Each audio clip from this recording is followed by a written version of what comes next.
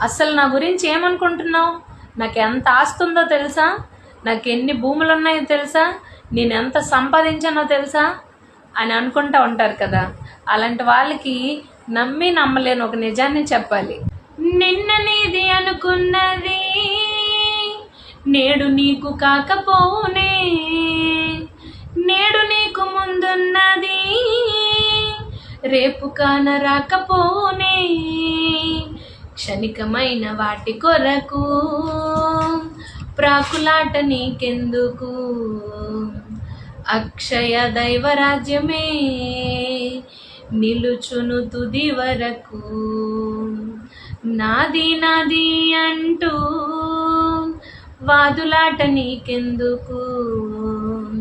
ఏది నీది కాదు సత్యమిది ఎరుగవెందుకు?